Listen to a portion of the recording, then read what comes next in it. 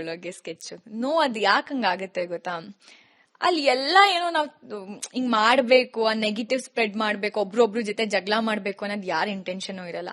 But situations ಅದರ create ಆಗತ್ತೆ ಅಲ್ಲಿ. ಈಗ ನಾಮಿನೇಟ್ ಮಾಡ್ಲೇಬೇಕಾಗತ್ತೆ. ಈಗ ನಾನು ನೀವು ಫ್ರೆಂಡ್, ಬಟ್ ನಿಮ್ ತಪ್ಪನ್ನ ನಾನು ಹೇಳಲೇಬೇಕಾಗತ್ತೆ. ನಾಮಿನೇಟ್ ಮಾಡ್ಬೇಕು, ಕಳಪೆ ಕೊಡ್ಬೇಕು, ಬೇಕು ಅಂತ ಅಲ್ಲಿ ಏನೂ ಆಗಲ್ಲ. ಮಾಡ್ಬೇಕು ಅಂತ ನಾವೆಲ್ಲ ಮಾಡಾದ್ಮೇಲೆ ಅಯ್ಯೋ ಈ ತರ ಎಲ್ಲ ಮಾತಾಡಿದ್ವಾ, ಹಿಂಗೆಲ್ಲ ಆಯ್ತಂತ ನಾವೇ ಬೇಜಾರ್ ಮಾಡ್ಕೊಂಡಿರೋದು ಉಂಟು, ಯೋಚನೆ ಮಾಡಿರೋದು ಉಂಟು, ರಿಗ್ರೆಟ್ ಮಾಡಿರೋದು ಉಂಟು. ಬಿಗ್ ಬಾಸ್ ಮನೆ ಏನೂ ಮಾಡಕ್ಕಾಗಲ್ಲ, ಅಲ್ಲಿ ಶುಗರ್ ಕೋಟ್ ಏನೂ ಮಾಡಕ್ಕಾಗಲ್ಲ. ಇರೋದನ್ನ ನೇರವಾಗಿ ಹೇಳ್ತಾ ಇರಬೇಕು. ಅವಾಗ್ಲೇನೆ ಆಡಿಯನ್ಸ್ಗೂ ನಾವ್ ಇಷ್ಟ ಆಗೋದು, ನಮ್ಮನ್ನ ಸಪೋರ್ಟ್ ಮಾಡ್ತಿರ್ತಾರೆ. ಜರ್ನಿ ಇಲ್ಲಿ ತನಕ ಕಂಟಿನ್ಯೂ ಆಗುತ್ತೆ. ಎಲ್ರು ನಮ್ಮವ್ರೆ, ಆದ್ರೆ ಯಾರು ನಮ್ಮವ್ರಲ್ಲ. ಅಲ್ಲಿ ಯಾರನ್ನೂ ಟ್ರಸ್ಟ್ ಮಾಡಕ್ಕಾಗಲ್ಲ. ಟ್ರಸ್ಟ್ ಮಾಡಕ್ ಕೆಲವು ಜನನ ನಾವು ಟ್ರಸ್ಟ್ ಮಾಡ್ಬೋದು, ಒಬ್ರು ಇಬ್ರನ್ನ ಅಷ್ಟೇನೆ. ಎಲ್ಲಾರನ್ನೂ ಟ್ರಸ್ಟ್ ಮಾಡಕ್ಕಾಗಲ್ಲ ಬಿಗ್ ಬಾಸ್ ಮನೇಲಿ. ರಾಶಿಕ್ ಅವರು ಬಿಗ್ ಬಾಸ್ ಸೀಸನ್ 12 ಅಲ್ಲಿ ಇನ್ನೂ ಎಲಿಮಿನೇಟ್ ಆಗಿಲ್ಲ, ಮನೆ ಒಳಗಡೆ ಇದ್ದಾರೆ. ಸೊ ಬಿಗ್ ಬಾಸ್ 3 ಆಸೆನ ಈಗ ಆಲ್ರೆಡಿ ಸ್ಪರ್ಧಿಗಳಿಗೆ ಹೇಳಿದ್ದಾರೆ. ಸೊ ನೀವು ಆ ಮನೆ ಒಳಗಡೆ ಇದ್ದಿದ್ರೆ ಏನ್ ಆಸೆನ ವ್ಯಕ್ತಪಡಿಸ್ತಾ ಇದ್ರಿ?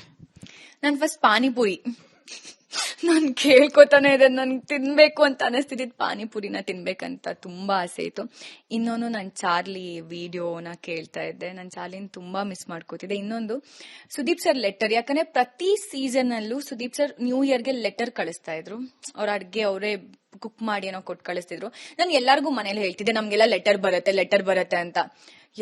ಲೆಟರ್ ಬರ್ಲಿಲ್ಲ ನಮಗೆ. ಸೊ ಅದನ್ನ ತುಂಬಾ ಮಿಸ್ ಮಾಡ್ಕೊಂಡೆ, ಯಾಕಂದ್ರೆ ನಾನೇ ಎಲ್ಲರಿಗೂ ಪಾಪ ಆಸೆ ಹುಟ್ಟಿಸಿದ್ದೆ ಸುದೀಪ್ ಸರ್ ಲೆಟರ್ ಕಳಿಸ್ತಾರೆ ಅಂತ.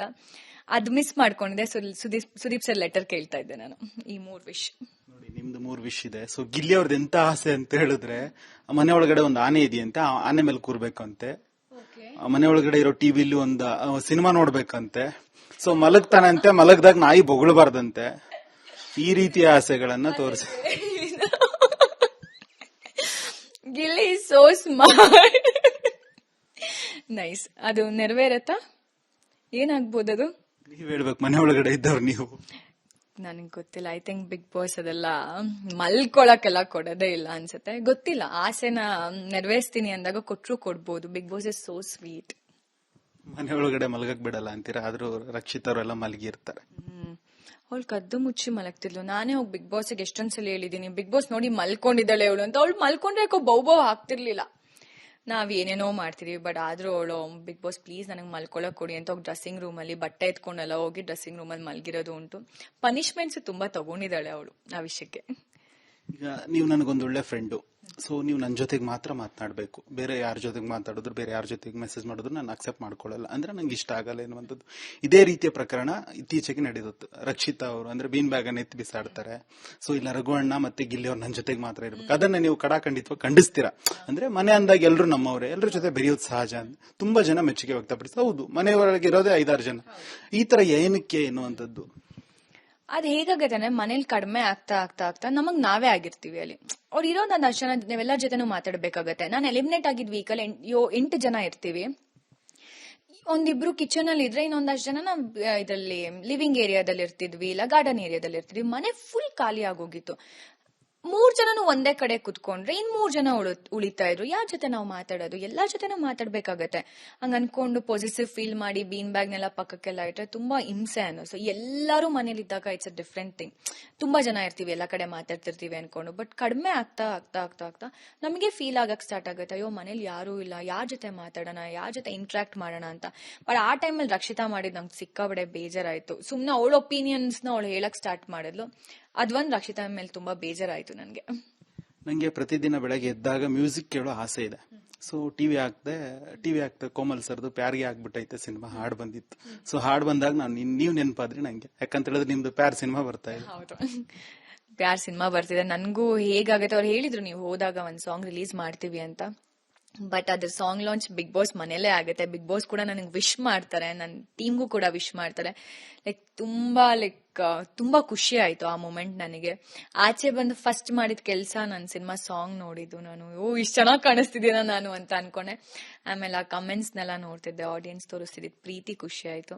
ಸ್ವಲ್ಪ ಶೂಟಿಂಗ್ ಬಾಕಿ ಇದೆ, ಅದನ್ನ ಮುಗಿಸಿ ರಿಲೀಸ್ಗೆ ರೆಡಿ ಆಗ್ಬೇಕು. ಒಂದ್ ವೇಳೆ ರಾಶಿಕಾ ಅವ್ರು ಇವತ್ತು ನನ್ನ ಪಕ್ಕ ಕೂರ್ದಿದ್ರೆ ಯಾರು ಕೂರ್ಬೇಕಿತ್ತು ಈ ಜಾಗದಲ್ಲಿ ಈ ವಾರ? ರಕ್ಷಿತಾ ಅವ್ರ ಕಾವ್ಯ. ಯಾಕೆ ಅಂತ ಹೇಳ್ಬೇಕಾ? ಎಲ್ಲದ್ರಲ್ಲೂ ನನ್ಗೆ ನಾನ್ ಹೇಗಿದ್ದೆ ಆಗ ಆಟ ಆಡ್ತಾ ಇದ್ದೆ ನಾನು.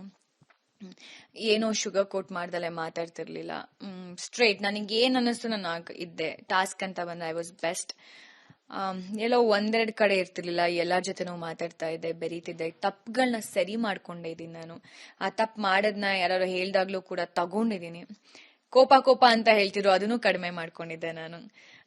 ಗೇಮ್ಗೋಸ್ಕರ ನಾನು ಏನೇನ್ ಮಾಡಬೇಕು, ಎಷ್ಟು ಎಫರ್ಟ್ಸ್ ಹಾಕ್ಬೇಕು ಎಲ್ಲ ಹಾಕಿದ್ದೆ ನಾನು. ಬಿಗ್ ಬಾಸ್ ಅಂತ ಬಂದಾಗ್ಲೂ ರೂಲ್ಸ್ನು ಕೂಡ ಕರೆಕ್ಟಾಗಿ ಫಾಲೋ ಮಾಡಿದ್ದೆ. ಅದ್ರಲ್ಲಿ ನಾನು ರಕ್ಷಿತಾ ಅಂತ ನೋಡಿದಾಗ ಸ್ವಲ್ಪ ಬರೀ ಎಂಟರ್ಟೈನ್ಮೆಂಟ್ ಬಿಟ್ರೆ ಬೇರೆ ಕಡೆ ನನಗೆ ರಕ್ಷಿತಾ ಕಾಣಿಸ್ಲಿಲ್ಲ. ಕಾವ್ಯನೂ ಕೂಡ ಕಾವ್ಯನ ಮೇಲೆ ನನಗೆ ಅಷ್ಟು ಒಪಿನಿಯನ್ ಇಲ್ಲ. ಗ್ರಾಫ್ ಅಂತ ನೋಡಿದ್ರೆ ಸೇಮ್ ಗ್ರಾಫ್ ಇದೆ, ಚೇಂಜಸ್ ನೋಡ್ಲಿಲ್ಲ ನಾನು. ಹಾಗಾಗಿ ಅವರಿಬ್ರು ಯಾರು ಒಬ್ರು ಇರ್ಬೇಕಿತ್ತು. ಕಾವ್ಯ ಗಿಲ್ಲಿ ಅವ್ರ ನೆರಳಲ್ಲಿ ಮುಂದೆ ಬರ್ತಾ ಇದಾರ ಅಂತ ಅನಿಸ್ತಿದ್ಯಾ? ಫ್ರೆಂಡ್ಸ್ ಅಲ್ಲಿ ಏನು ಮಾಡಕ್ಕಾಗಲ್ಲ. ಒಬ್ರು ಜೊತೆ ಇದ್ರೆ ನೆರಳು ಅಂತಾರೆ, ಟ್ರ್ಯಾಕ್ ಅಂತ ಹೇಳ್ತಾರೆ, ಇನ್ನೊಂದ್ ಹೆಸರು ಕೊಡ್ತಾರೆ. ಏನ್ ತಗೊಳ್ಳೋಣ, ಏನ್ ರಿಯಾಕ್ಟ್ ಮಾಡೋಣ ಅದಕ್ಕೆ? ಯಾರ ನೆರಳಿಂದನೂ ಯಾರು ಬರಕ್ ಆಗಲ್ಲ. ನಮ್ಮ ಒಪಿನಿಯನ್ಸ್ ನಾವಲ್ಲಿ ಹೇಳಕ್ ಆಗೋದು. ಇವರಿಂದ ಇವರು, ಅವರಿಂದ ಅವರು ಅಂದ್ರೂ ಅದೆಲ್ಲ ಅಲ್ಲಿ ನಡೆಯಲ್ಲ ಬಿಗ್ ಬಾಸ್ ಮನೇಲಿ. ಬಿಗ್ ಬಾಸ್ ಮನೇಲಿ ಸದ್ಯಕ್ಕೆ ಮುಖವಾಡ ಹಾಕೊಂಡು ಓಡಾಡ್ತಿರೋದು ಯಾರು ಈ ಇರ್ತಕ್ಕಂಥ ಸ್ಪರ್ಧಿಗಳಲ್ಲಿ? ಮುಖವಾಡ ಹಾಕೊಂಡು ಓಡಾಡ್ತಾ ಇರೋದು, ಮುಖವಾಡ ಹಾಕೊಂಡು ಓಡಾಡ್ತಿದ್ದಾರೆ ಅಂತ ನಾನು ಏನೂ ಹೇಳಲ್ಲ. ಟಾಸ್ಕ್ ಶೋಗ್ ಏನ್ ಬೇಕು ಆತರ ಆಟಾಡ್ತಾ ಇದ್ದಾರೆ ಗಿಲ್ಲಿ ಮತ್ತೆ ರಕ್ಷಿತಾ ಅಂತಾನೆ. Good way, good entertainment, good strategy. ಅದ್ರಲ್ಲಿ ಅವರಿಬ್ರು ಶೋಗ್ ಏನ್ ಬೇಕದನ್ನ ಮಾಡ್ತಿದ್ದಾರೆ ಅಂತ ಅನಿಸ್ತು. ಒಂದು ವೇಳೆ ಇರ್ತಕ್ಕಂಥ ಸ್ಪರ್ಧಿಗಳಲ್ಲಿ ಇವರು ಗೆಲ್ಲಲೇಬಾರದು, ಇವ್ರು ಅರ್ಹರಲ್ಲ, ಅನ್ಯಾಯ ಅಂದ್ರೆ ಯಾರಿಗೋ ಕಪ್ ಕೊಟ್ರೆ ಇದು ಮೋಸ ಆಗುತ್ತೆ ಅಂತಕ್ಕಂಥ ವ್ಯಕ್ತಿ ಯಾರಾದ್ರೂ ಇದ್ರೆ ಬಿಗ್ ಬಾಸ್ ಮನೆ ಒಳಗಡೆ ಯಾರು ಗೆಲ್ಬಾರ್ದು? ಇಲ್ಲ, ಆತರ ಎಲ್ಲ ಏನೂ ಹೇಳಲ್ಲ ನಾನು. ಅರ್ಹತೆ, ಯಾಕಂದ್ರೆ ಇಷ್ಟು ದಿನ ಇದಾರೆ ಅಂದ್ರೆ ಅವ್ರ ಎಫರ್ಟ್ಸ್ ನ ಆಡಿಯನ್ಸ್ ನೋಡಿರ್ತಾರೆ. ಸುಮ್ನೆ ಬಿಗ್ ಬಾಸ್ ಮನೇಲಿ ಇಷ್ಟು ವಾರಗಳಿರಕ್ ಚಾನ್ಸೇ ಇಲ್ಲ. ನಾನು ಆಸ್ ಆಡಿಯನ್ಸ್ ಅನ್ಕೋತಿದ್ದೆ, ಯಾಕೆ ಇವ್ರು ಹಿಂಗೆಲ್ಲ ಇದಾರೆ, ಇಷ್ಟು ವಾರಗಳು ಹೆಂಗ್ ಬಂದ್ರು ಅಂತೆಲ್ಲ ಮುಂಚೆ ಎಲ್ಲ ನೋಡಿದಾಗ ಅನ್ಕೋತಿದ್ದೆ. ಬಟ್ ಅಲ್ಲಿ ಎಲ್ಲರ ಎಫರ್ಟ್ಸು ಅಷ್ಟೇ ಇರುತ್ತೆ, ಈಕ್ವಲ್ ಆಗಿರುತ್ತೆ. ಒಬ್ರು ಜಾಸ್ತಿ ಅನಿಸ್ಬೋದು, ಒಬ್ರದ್ ಕಡಿಮೆ ಅನಿಸ್ಬೋದು, ಬೇರೆ ಬೇರೆ ಒಪಿನಿಯನ್ಸ್ ಅಂತ ಅನಿಸ್ಬೋದು. ಬಟ್ ಅಷ್ಟು ದಿನ ಇದೀವಿ ಅಂದ್ರೆ ನಾವಲ್ಲೇನೋ ಬಿಗ್ ಬಾಸ್ ಮನೇಲಿ ಮಾಡ್ತಿದೀವಿ ಅಂತಾನೆ. ಸೊ ಅರ್ಹತೆ ಇಲ್ಲ ಅಂತೆಲ್ಲ ಏನೋ ಹೇಳಲ್ಲ ನಾನು. ಇದ್ರ ಜೊತೆಗೆ ಹೊರಗಡೆ ಒಂದು ಚರ್ಚೆ ಓಡಾಡ್ತಿದೆ, ಹಣಬಲ ಮತ್ತೆ ಜನಬಲ ಎನ್ನುವಂಥದ್ದು. ಹಣಬಲ ಅಂತ ಹೇಳಿದ್ರೆ ಅಶ್ವಿನಿ ಅವರಂತೆ, ಜನಬಲ ಅಂತ ಹೇಳಿದ್ರೆ ಗಿಲ್ಲಿ ಅವರಂತೆ. ಸೊ ಹಣ ಗೆಲ್ಲುತ್ತಾ ಜನ ಗೆಲ್ಲುತ್ತಾ ನೋಡೋಣ ಎನ್ನುವಂಥದ್ದು ಹೊರಗಡೆ ಒಂದಷ್ಟು ಪೇಜಸ್ ಗಳಲ್ಲಿ, ಸೋಷಿಯಲ್ ಮೀಡಿಯಾಗಳಲ್ಲಿ ಚರ್ಚೆ ಶುರುವಾಗಿದೆ. ಇದೆಲ್ಲ ಹೇಗೆ ಅಂದ್ರೆ ನೀವು ಇದನ್ನೆಲ್ಲ ನೋಡ್ತಾ ಇದ್ರಿ, ಹೇಗೆ ಅನ್ಸುತ್ತೆ ನೀವು ಮನೆ ಒಳಗಡೆ ಸ್ಪರ್ಧಿ ಹಾಕಿರೋದ್ರಿ? ಈ ಬಗ್ಗೆ ನನಗೆ ಗೊತ್ತಿಲ್ಲ, ಜನ ಹಣ ಬಗ್ಗೆ ಎಲ್ಲ ನೀವು ಹೇಳ್ದಾಗ್ಲೇ ನಂಗೆ ಗೊತ್ತಾಗ್ತಿರೋದು. ಒಳಗಡೆ ಇದ್ದಾಗ ನಮ್ಗೆ ಯಾವ್ದ್ರ ಬಗ್ಗೆನೂ ಐಡಿಯಾ ಇರಲ್ಲ. ಏನ್ ನಡೀತಿದೆ ಅನ್ನೋದು ಗೊತ್ತಿಲ್ಲ, ಯಾರಿಗೆ ಎಷ್ಟು ಸಪೋರ್ಟ್ ಇದೆ ಅನ್ನೋದು ಗೊತ್ತಿರಲ್ಲ. ನಮ್ಗೆಲ್ಲ ಕಂಟೆಸ್ಟೆಂಟ್ಸ್ ನಾರ್ಮಲ್ ಆಗಿ ನಮ್ಗೆ ಏನ್ ಅನ್ನಿಸ್ತಿದೆ ನಾವು ಆಟ ಆಡ್ತಾ ಇರ್ತೀವಿ. ಎಂಡ್ ಆಫ್ ದ ಡೇ ಜನಬಲನೇ ಗೆಲ್ಲತ್ತೆ, ಜನಗಳ ಪ್ರೀತಿನೇ ವಿನ್ ಆಗೋದು ಯಾವಾಗ್ಲೂ ಕೂಡ.